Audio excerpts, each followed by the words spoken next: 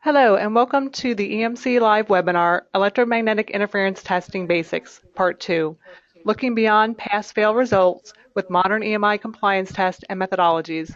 My name is Dawn Hoffman, and I'm the Marketing Manager at Interference Technology, the creator of EMC Live. EMC Live is an online 3-day event hosted by Interference Technology. Featuring practical information and topics, this event will include roundtables, webinars, and videos on everything EMC related, and there's no cost to attend. I hope to see all of you at our webinars this afternoon as well. This webinar is presented by Bill Wongard. Bill is the EMI receiver and radio monitoring product manager at Rohde & Schwarz. He has more than 20 years of RF and receiver experience at Motorola and Rohde & Schwarz and has authored numerous patents at Motorola. This webinar is presented by our platinum sponsor, Rohde & Schwarz.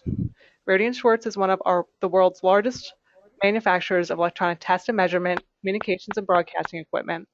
EMC and EMI test equipment and systems from Rohde & Schwarz determine the causes and effects of electromagnetic interference. For more information, visit www.emc.rohde-schwarz.com.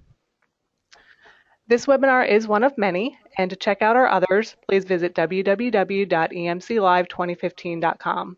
A recording of this webinar and downloadable PDF will be available on our website shortly. This webinar will be interactive. You'll be able to ask questions, and we encourage you to participate. Take a look at your GoToWebinar navigation pane, the box in the corner of your screen. If at any time you have a question, we ask you to type in the box and hit send. To make the screen minimize and maximize, click the arrow button. We will present the topic for 35 minutes, followed by a 10-minute question and answer session. Now, Bill will begin the presentation. Okay, thank you for the introduction.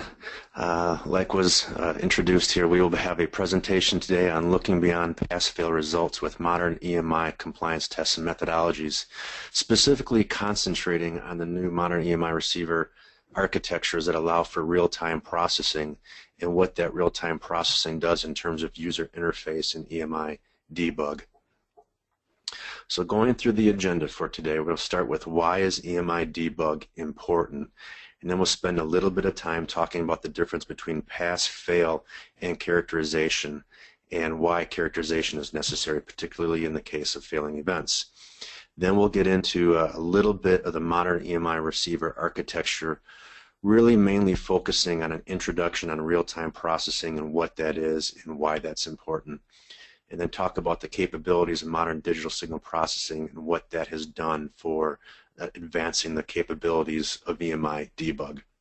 And then we'll go through graphical displays that are enabled by real-time processing, spectrogram display, persistence mode display. We'll see a couple of videos that display or show the benefits of these display and how they're useful in EMI debug, particularly capturing an intermittent signals, which is more necessary in the trend towards higher clock frequencies and shorter duration events that's happening in a lot of the products that are going into the market now. And then finally we'll conclude with frequency mass trigger, which again is a very useful EMI debug tool in terms of capturing the IQ samples from a specific intermittent event, and that allows you to capture the signal so you can analyze it. Okay, so number one, starting out, so why is EMI debug important? So first of all, most EUTs fail the first try. And that's even more true for complex devices and systems like cars. So the more complex device that you're characterizing, the more likely it is to fail. And the final test for certification is usually automated through software.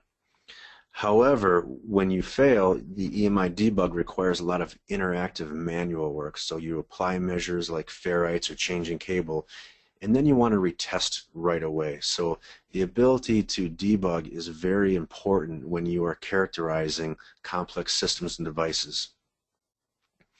So moving on to pass-fail criteria versus characterization. So pass-fail or certification is fine when it's a pass.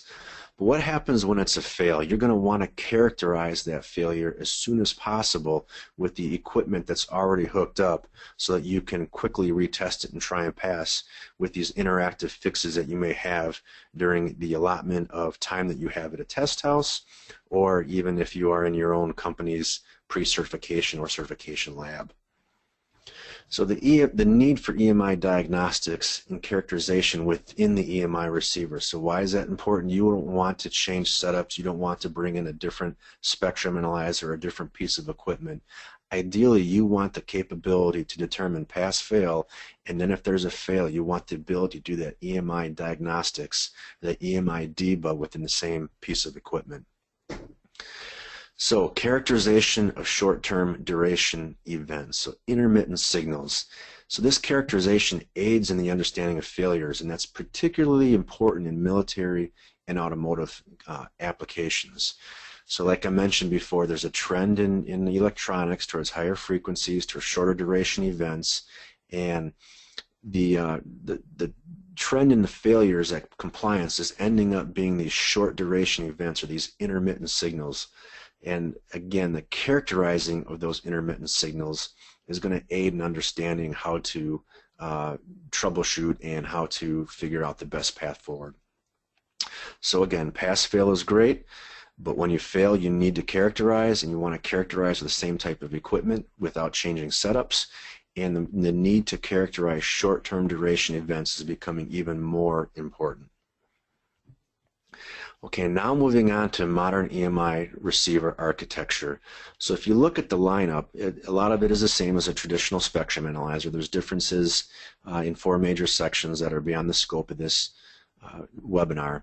But what really is a new enhancement is after the analog to digital conversion, you have DSP or digital signal processing that may lay in a DSP chip or an FPGA, and we'll talk a little bit about that in a second. But all that digital processing of all the IQ samples of all the data, that opens up for a wealth of intuitive graphical formats that allow you to see the spectrum in a different way and provides new insights into the characterization of these signals so that you can understand where they're coming from, which is obviously very important to the process of debugging the EMI failures. So in addition, critical information is contained in the time history of the spectrum. So not just the spectrum at one point in time, and not just the max hold of a spectrum over time. So what you want is the ability to see the spectrum gap-free continuously over time.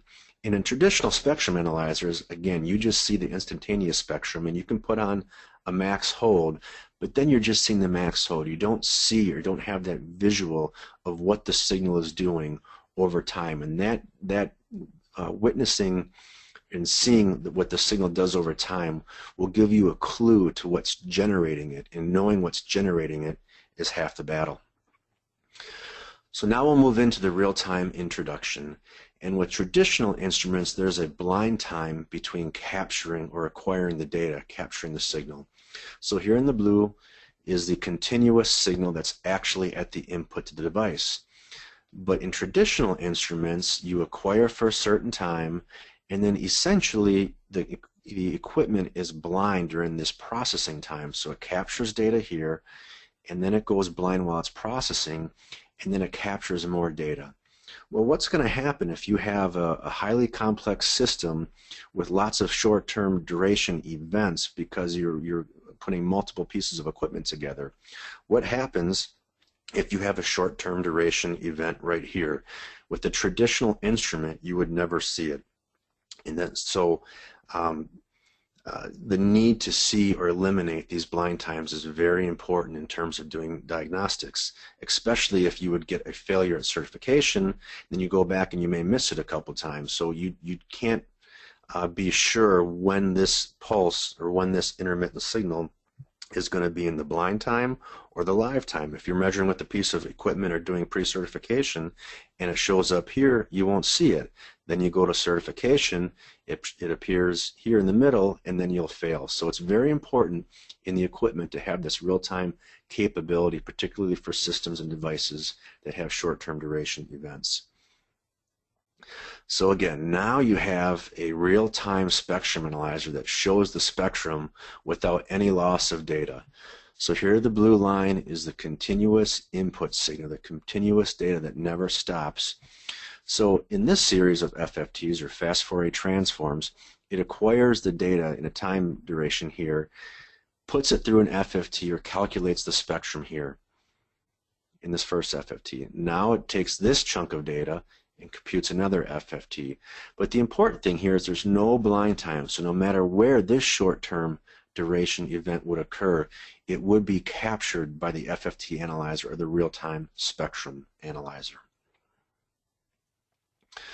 So now let's say a 80% overlap. So before, in the prior slide, we had a continuous one after the other of FFT processing. Here what you can do is have that continuous input samples, but now you're going to break it up and you're going to overlap. The percentage of overlap will determine time resolution, but what's happening here is this prevents the loss or the signal suppression due to something called windowing.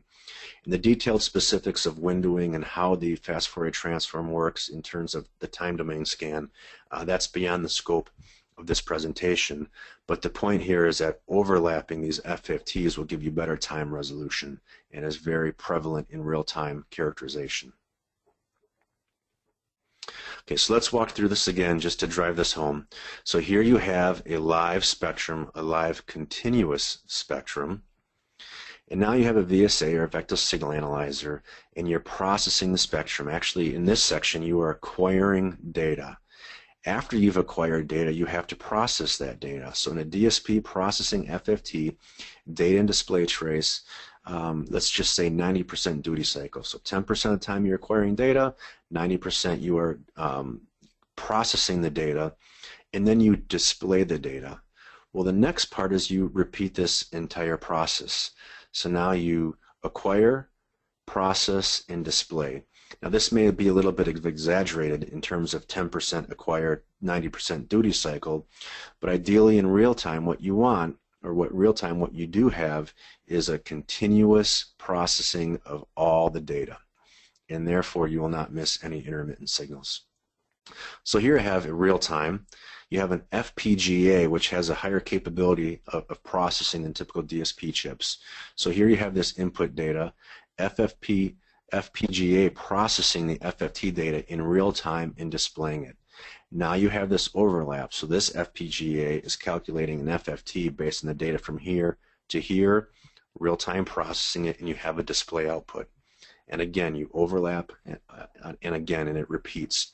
So processing in the FPGA allows data to be processed as fast as it can stream in. And people ask, well, what's the definition of real time?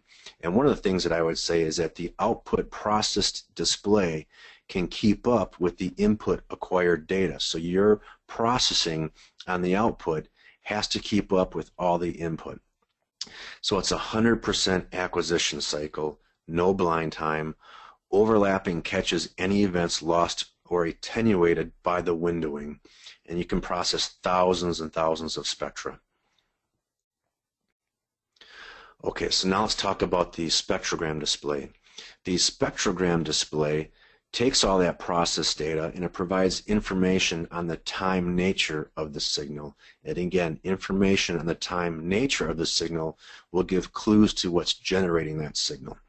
So information of the time varying nature of the signal provides an understanding of what the signal is and what's generating it, which is so important to being able to create or propose a solution to reduce that radiation. Okay, so here we have a video that we'll show to demonstrate not only the real-time capability, but the value of the information that's contained in the time history of the signal. In a typical spectrum analyzer, or what's traditionally done in the EMC community today, is that you'll have a clear right display and a max hold. So you will sweep through the spectrum many times with this max hold, and you say, hey, I've got this signal at this level from a max hold, but that really doesn't give you any clues to the time nature of the signal. Is it a constant signal? Does it happen once every second? Does it happen once every 10 milliseconds? So what you really want is information in the time domain. And then the real-time capability, if you Again, one of the important things is that no data is lost. So let me play this video and I'll explain the spectrogram as we go. So here's what a traditional spectrum analyzer would look like. Clear right, maybe max hold, and this is what the spectrogram display, or also known as a waterfall.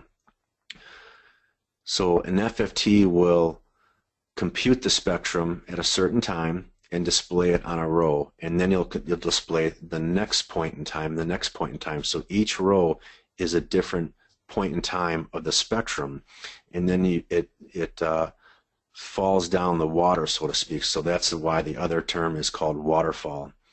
So here you have a situation where there is a picture, there is a wealth of information underlying the signal in the time-varying nature, and you never would have known had you not implemented the spectrogram display. And the real-time capability comes into not missing anything. If you were to acquire a little bit and then go blind for a little bit, you would be missing many rows or many sections from this picture. So this spectrogram shows that you are not missing anything because it's a continuous picture. And again, there's a wealth of information contained in the signal by looking at the time-varying nature of it. Okay, so again, the spectrogram display, similar to a traditional spectrum display, the spectrum is displayed on the x-axis and the level is displayed by the color, and then time is displayed on the y-axis. So on the spectrogram display, the color indicates the signal level, and then you can use markers to measure the difference between peaks. So say you have a periodic signal, you can measure the pulse repetition rate, and why that's important is now you know how to set your measurement time. So if you have a time varying signal, you can make sure that you're going to capture the entire signal. Okay, again, here is a gapless spectrogram with the quasi-peak detector. In this particular case, the EUT, or equipment under test, is a laptop power supply. And now you have different load conditions that change the spectrum over time. And again, here you can measure the difference in time between events. But this is a real display of a laptop power supply.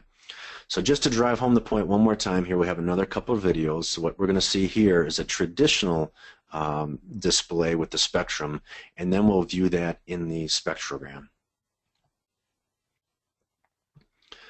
So the yellow trace is the max hold, which will give you the maximum that's ever been captured, but no information on the time varying nature of the signal. The green trace is a clear right. You can see it's going up and down. But looking at this, you really have no idea what the duty cycle is, what the time is between these peak excursions, or really what's going on. You can see that there's changing, but you don't have any quantitative way to measure the time between changes, which again is very important if you want to properly characterize the emissions and back troubleshoot to what's causing them. So the max hold gives no information on the failure, and the green tells you that there's something changing. But now, if you look with the spectrogram, now again, x-axis is frequency, color is amplitude, and time domain is it's falling down the water curve. So now you can get a quantitative feel for time duration between peaks.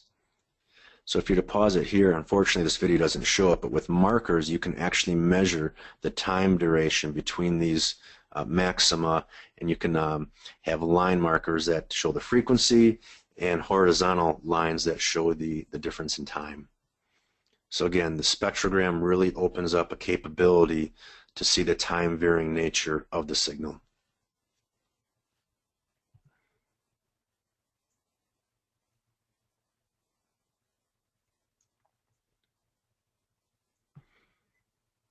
And the orange trace is just a quasi-peak detector, so you have multiple detectors on the same display. So that shows the value of the spectrogram and hopefully gives insight into what you can do and how you can use it to debug certain things going on.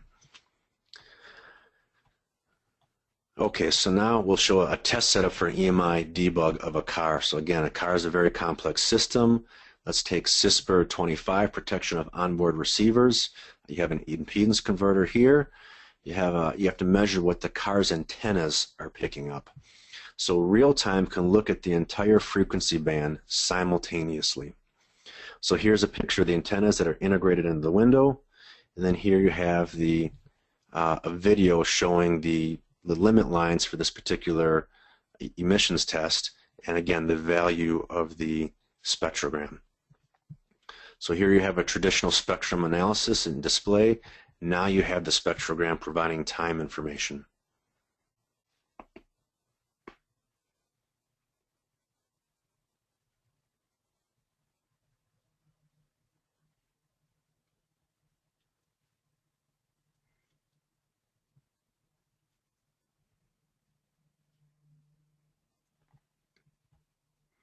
Okay, we're almost done here.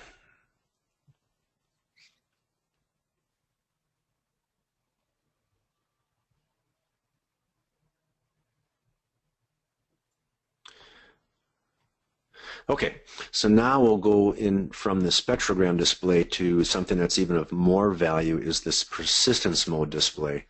And the benefits for EMI diagnostics are it's a valuable aid for examining signals that again change over time, and how they change over time gives clues to what is causing the emission. So impulsive interferers are clearly contrasted with continuous interferers. So now you have multiple types of signals that are in the spectra or in your system that you're characterizing, and you want to be able to distinguish them. So you can distinguish different types of impulsive interferers even if they're on the same frequency, and we're about to see that. So what this does is it allows you to show signals that are not detectable with conventional analyzers or traditional spectrum analyzers.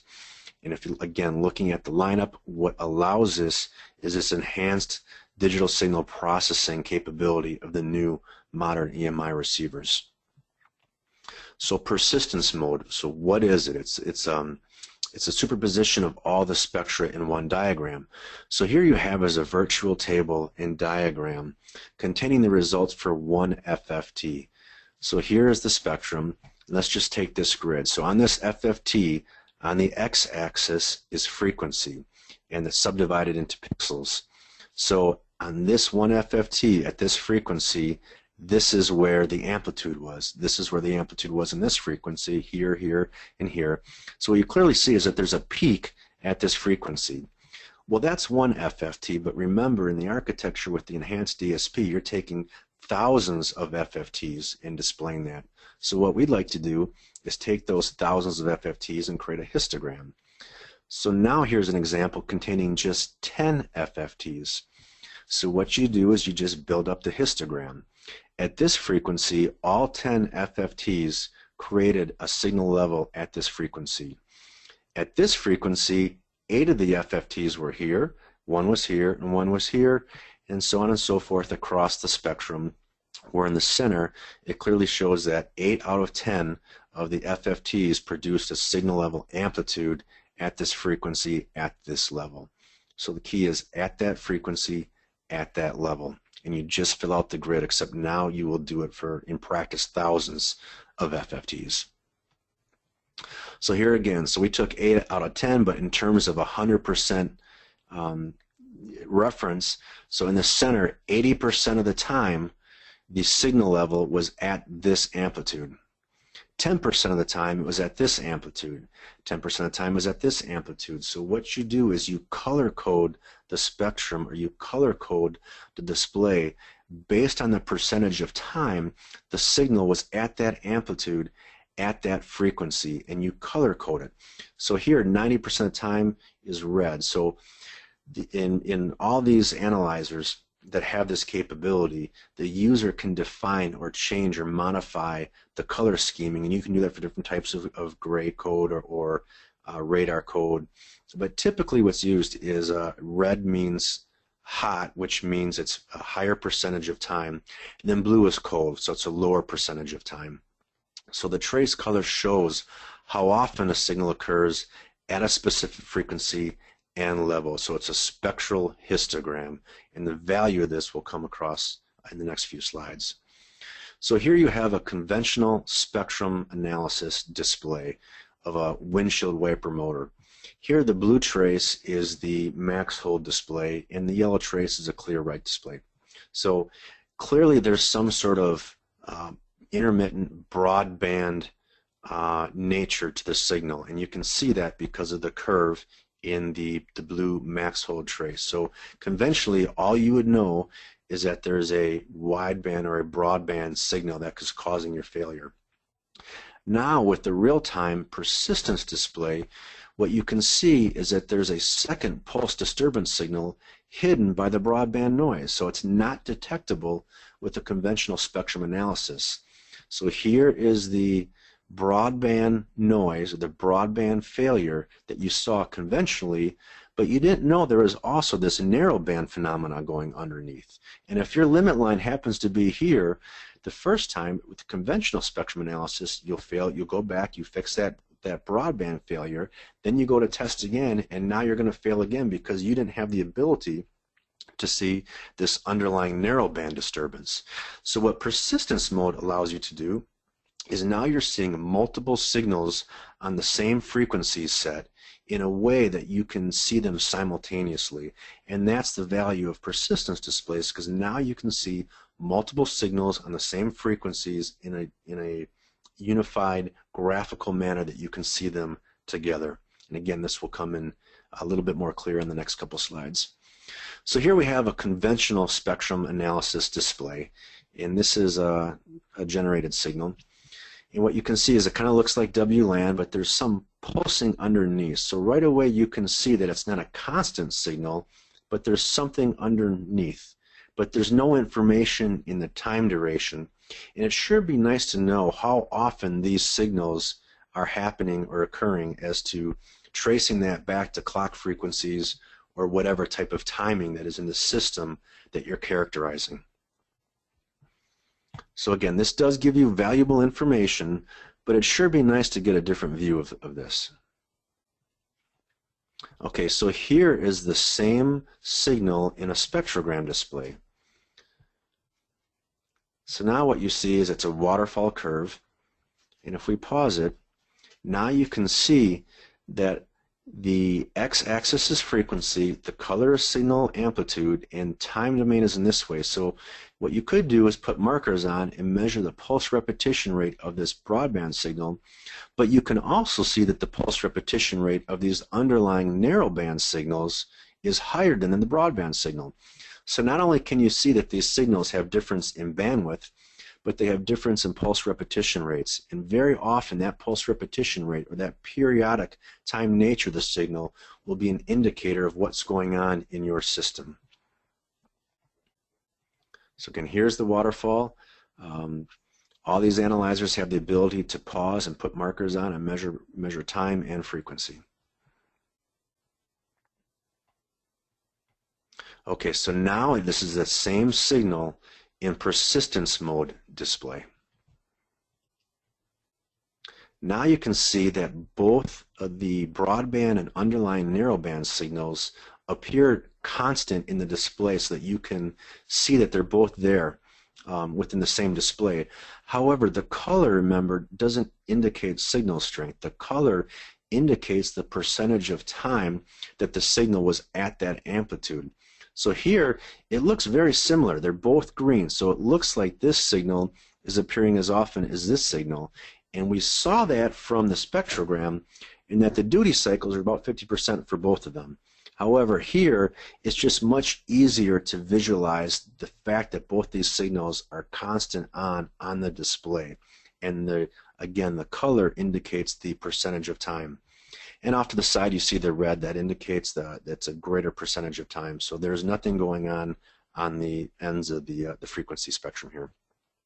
So now we've seen conventional, spectrogram, and persistence mode, but it sure be nice to see all three. So now we can start the video, and here you can see the conventional, you can see the spectrogram, and you can see the persistence mode. You can pause it, go back, look, it's about 50% duty cycle on both, but yet they have very different pulse repetition rates. So even though they look the same color in the persistence mode, you can actually measure the pulse repetition rates, will give enhanced information about what to go back and look for in your system or device. So combining all three different displays at once in real time with not missing any information is a very powerful EMI debug. Again, especially in the case where the trend for product design is faster signals, higher clock frequencies, shorter duration events, all these intermittent signals that must be not only detected properly, but then characterized so that you make sure that you have the right amplitude and you have the, you're not missing anything, so you know what's causing it.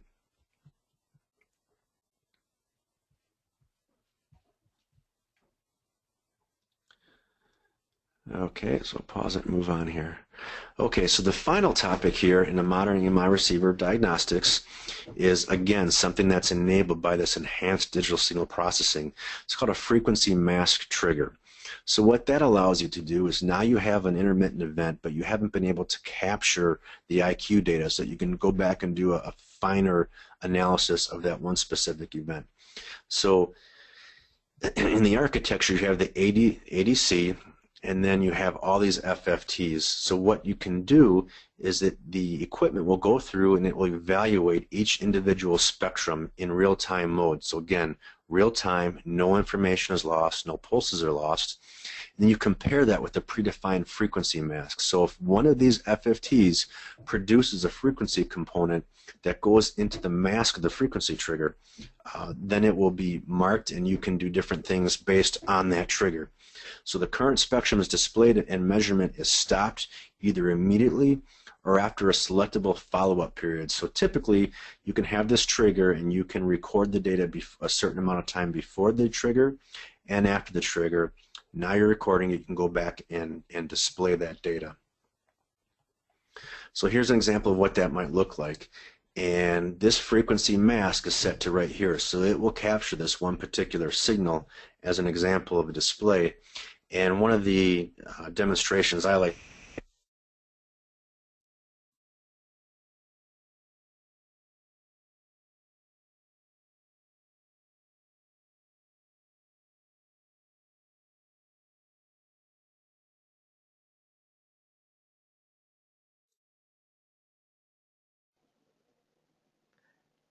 Hi, I'm sorry. We're going to check out this audio problem again. Please hold on.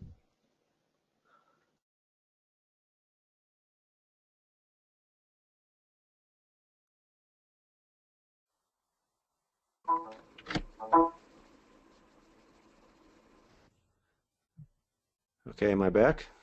Yes, that sounds great. Thank you. Okay, I don't know where I was lost here again. I believe it was just maybe the last minute.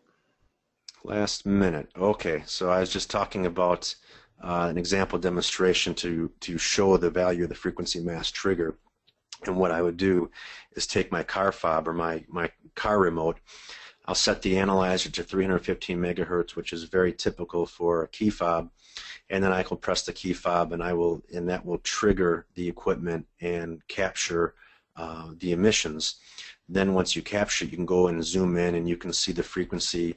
Depending on the key fob, certain people like to see that it's one frequency or a chirp frequency. It will move across the spectrum, or there'll be multiple frequency shift keying. So depending on the key fob you have, this allows you to capture that and actually decipher what the emissions look like. Is it a chirp? Is it a single frequency? Is it a frequency shift keying? And things like that. So that frequency mask trigger is very valuable.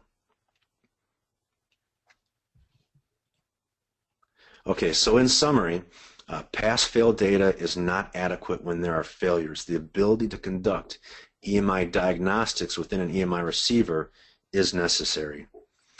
Advances in digital signal processing provide an enhanced capability in analyzing intermittent signals via intuitive graphical representation via spectrogram, persistence display, and frequency mask trigger. The spectrogram display, again, the difference between the spectrogram and the persistence mode is that the spectrogram is a three-dimensional with frequency on the X, time on the Y, and the color indicates signal level.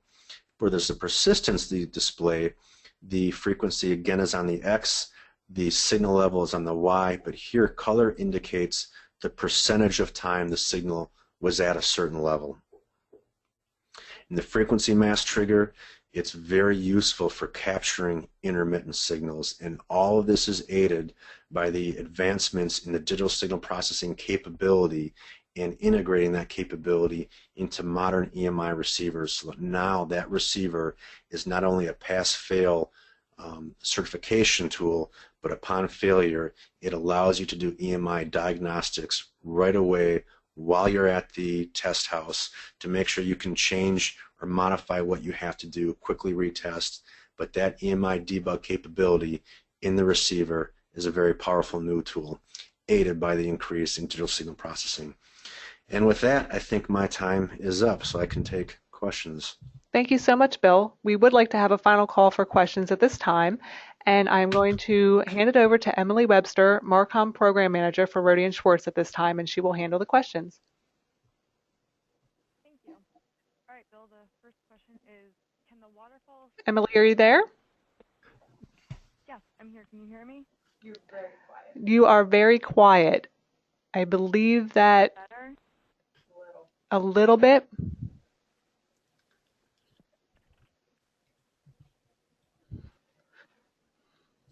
Okay, while we're trying to figure out Emily's audio problems, we can actually send over the first question to you, Bill. Somebody had asked, can the waterfall wait, I can't see that. Can the waterfall spectrogram be recorded and outputted to external media? Yeah, so that's going to depend on the piece of equipment you have, but there's a whole wealth of all these capabilities and intricacies of what you can do depending on the piece of equipment, but absolutely. So that can be recorded and output and then post-processed in a different way too. Okay, great. If anybody else has any other questions, please send them in. Okay, I don't know. I don't know that we're going to get Emily back, so we'll just proceed. Can the persistence or spectrograph display function be added to the ESU plus K53 option?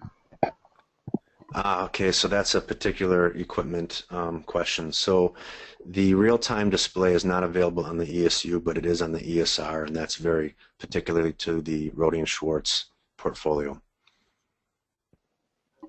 Okay, great. That seems to be all the questions that we have received at the moment from our attendees. Okay. So I guess we will wrap it up. Thank you again, Bill, so much for joining us. Webinar attendees, if you do have any more questions that we didn't answer here, please send us an email at info@interferencetechnology.com. A recording of the webinar will be available on our website, and we will also send a link to all participants shortly. Please join us for EMC Live 2016, which will take place in April. Thank you so much for attending.